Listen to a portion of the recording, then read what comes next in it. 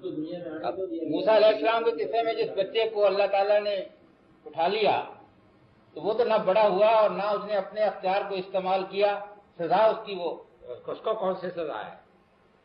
وہ تو یہ تھا نا کہ جب بڑا ہوگا تب وہ اپنے ماں باپ کو یہ کرے گا، وہ اٹھا لیا گیا۔ اب اس میں یہ حکمت ہوئی کہ واقع ہے کہ مجمل طریقے پر یہ یقین رکھنا چاہیے کہ اللہ تعالیٰ کسی بھی حکمت تھی اور یہی بہتر ہوا۔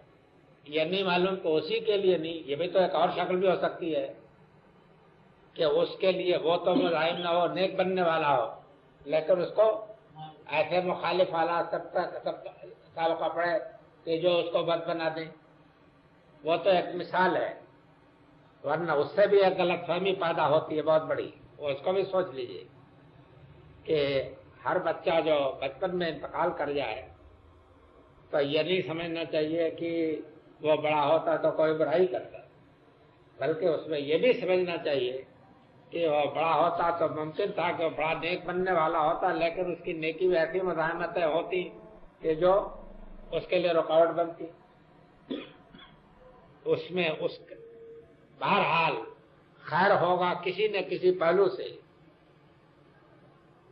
یہ آپ نہیں جانتے۔ اس میں ایک بنیادی چیز یہ سمجھ لیں کہ آپ خداوند تعالیٰ کی ہر حکمت کا احاطہ نہیں کر سکتے۔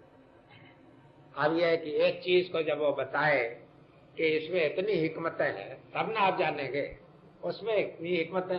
ہم مجمل طریقے پر یہ ایمان رکھتے ہیں کہ ہر فعل میں اس کے حکمت، یہ ہمیں نہیں معلوم کہ اس میں کیا ہے۔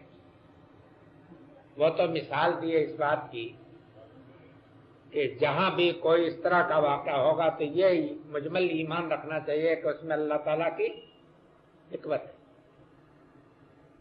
کیا حکمت ہے یہ ہم نہیں سمجھ سکتے جب تک کہ ہمیں پوری کائنات کا علم نہ ہو، غیب کا علم نہ ہو، یہ نہیں۔ لیکن کیا یہ کافی نہیں ہے کہ آپ کو یہ یقین ہو کہ ہر فعل میں حکمت ہے؟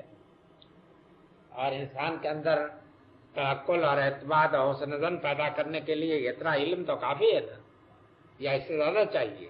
اس سے زیادہ کا تو پھر آپ چاہیں گے تو اس کے معنی ہے کہ آپ کو علم غیب چاہیے، تو علم غیب کی کنجی کسی کے پاس نہیں۔ اس کی کنجی تو یہ ہے کہ ان لوگوں کے ہے کہ جو کشف قبور وغیرہ کے عمل کرتے ہیں۔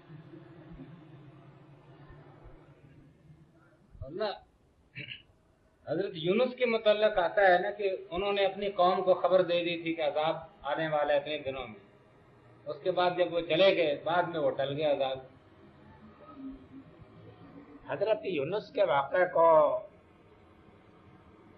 تو میرا خیال ہے کہ بالکل ہی آپ کس طریقہ سے یہ توجیہ کر رہے ہو غلط، یعنی وہ تو ہر پیغمبر عذاب کی خبر دیتا ہے کہ نہیں مانو گے تو عذاب آ جائے۔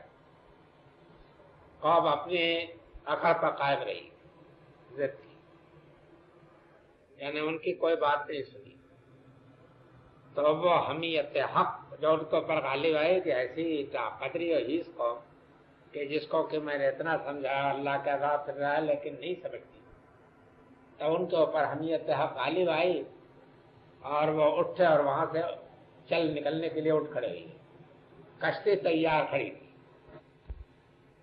طلب ہے کہ جس کو کچھ سمجھنا ضروری ہے۔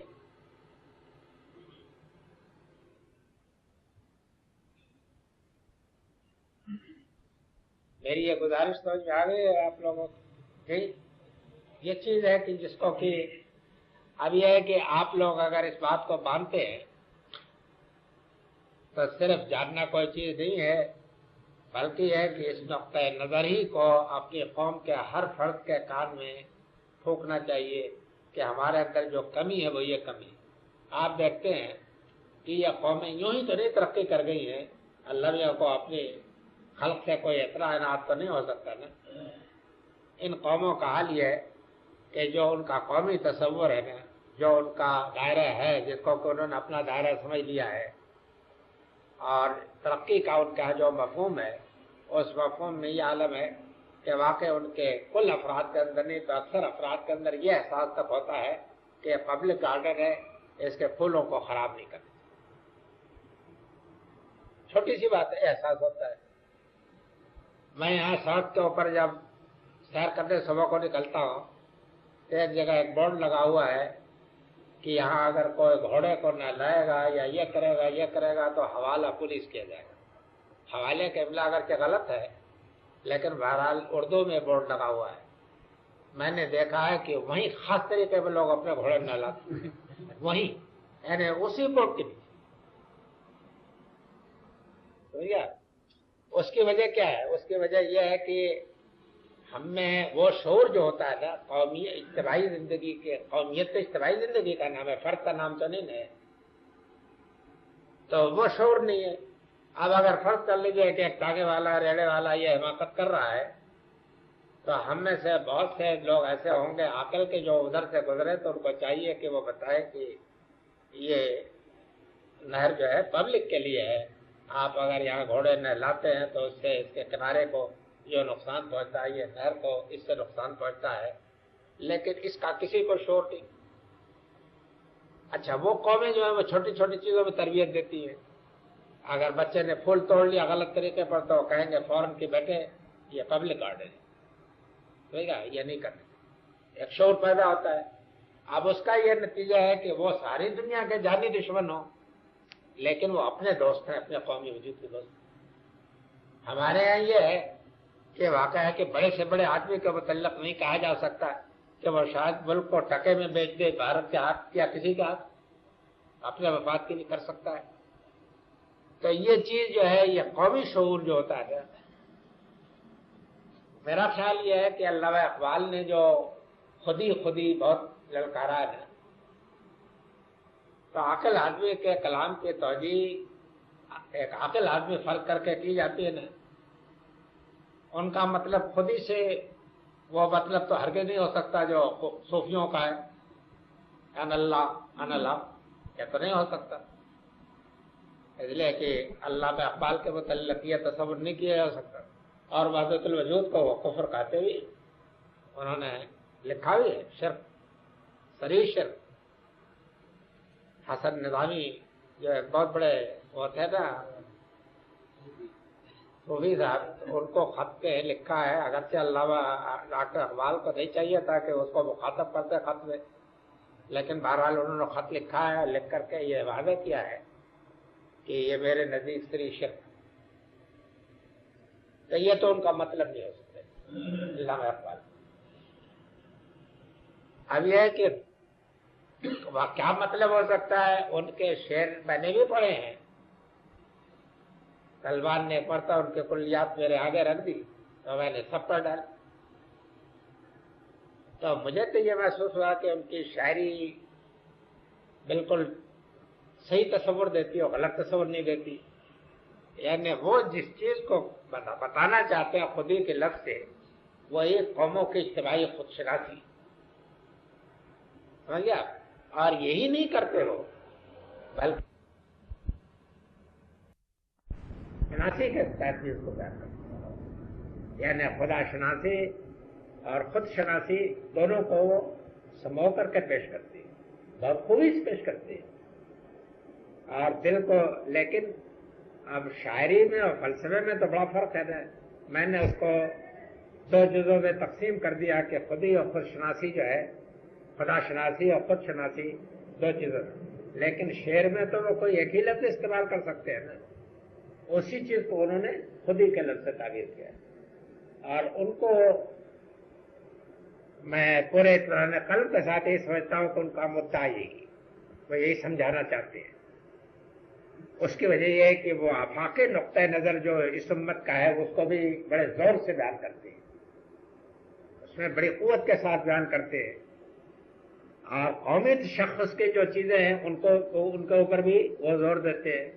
और उसी के साथ साथ ये बात भी है कि ये जो खुद शनासी के अंदर जो खतरात हैं, वो क्या चीज़ उसको इस्लाह करती है, वो तो बताते हैं कि वही खुदा शनासी जो है वही उन खतरात का इज़ाला करती है, ये चीज़ भी बताती है। लेकिन शेर पर आप मदरसा के बहुत ऐसे अनाड़ियों के हाथ आए, मालूम नहीं उनको किस गलती की सजा मिली है कि उन्होंने वाक़या है कि हर एक अपने अपने मकसद के लिए इस्तेमाल कर रहा है सारे घसीटना कांटों में, जिसको चाहे। تو وہ بھی یہی بات کہنا چاہتے ہیں. یعنی میں اگر یہ کہوں کہ میں نے آج آپ کے سامنے قرآن کی جو بات تھی اس کو واضح کرنے کے ساتھ ساتھ ڈاکٹر اقبال مرحوم کی بھی بات واضح کر دی ہے، تو میں سمجھتا ہوں کہ میں ٹھیک کہتا ہوں. یہی بات، یہ چیز ضروری ہے پیدا ہو آپ کے افراد کے اندر یہ حص ہونی چاہیے کہ اپنے قومی مفاد جو ہے، یہ جس مرحلے میں قوم خطرہ بنتی ہے کہ جبکہ وہ مبتلا ہوتی ہے انا ولا غیری، تو انا ولا غیری میں تو اس وقت مبتلا ہوتی ہے نا کہ جبکہ اس کو ضرورت ہے خدا شناسی کی اور وہ اس کو حاصل نہیں. یعنی میری قوم رانگ کر رہا ہے، یہ فلسفہ جب آتا تھا تب ہلاکت ہوتی. یہ فلسفہ گمراہی ہے، ہم اس کے قائل نہیں ہیں اس کی، اس لیے کہ یہ گمراہی پیدا ہوتی ہے مجرد خود شناسی سے جبکہ اس کے ساتھ خدا شناسی ہے نا. اگر خدا شناسی ہو تو یہ بات نہیں ہے، تب تو یہی بات پیدا ہوگی کہ آدمی یہ سمجھے گا کہ ہم ساری دنیا کے اندر حق اور عدل کے پاسباں اور شاہد اور گواہ اور نگراں. سمجھ گیا؟ دشمن کے معاملے میں بھی ہمارا جو رویہ ہوگا وہ حق و عدل کا ہوگا، اس لیے کہ ہم خلق کے اوپر اس کی گواہی دینے کے لیے معمول ہیں. تب جا کر کے ہمارا زاویہ نگاہ بدلے گا. یہ ایک بڑا مشکل مقام ہے، لیکن اس کے بغیر آپ دنیا میں پنپ نہیں سکتے. اور شدید خطرے میں اس وقت ہماری قوم مبتلا ہے صرف اس وجہ سے. جتنے آدمیوں کو بھی اس کا احساس ہونا چاہیے کہ وہ احساس دوسروں میں پیدا کرنے کی کوشش. سمجھ گیا؟ ہم دنیا میں قوموں کے دشمن بن کے نہیں آئے ہیں، بلکہ واقع ہے کہ فخر نہیں بلکہ شکر ہے کہ ہادی بن کر کے اپنے بھیجے گئے. ہم قوم تو نہیں ہیں، ہم تو ملت ہے. سمجھ گیا؟ شہداء اللہ فی الارض ہیں، اللہ کے حق کی گواہی دینے والے خدا کی زمین میں ہیں. اللہ تعالیٰ نے ایک عظیم امانت ہمارے سپرد کی ہے. محمد رسول اللہ صلی اللہ علیہ وسلم اس سارے خلق کے لیے پیغمبر تھے نا، تو ہم اس دین کے اس طریقے سے گواہی دینے کے لیے آئے جس طریقے سے حضور نے اہل عرب کو گواہی دی. اس طریقے سے ہمارا فرض ہے کہ ہم خلقوں پر گواہی دیں. یہ بنیادی چیز ہے کہ جو ہمیں سمجھنی چاہیے اور اپنے اندر، اپنے اولاد کے اندر، اپنے دوستوں کے اندر، اپنے پڑوسیوں کے اندر، اپنے قوم کے اندر یہ چیز پیدا کرنی چاہیے کہ ان کے اندر یہ شعور پیدا ہو.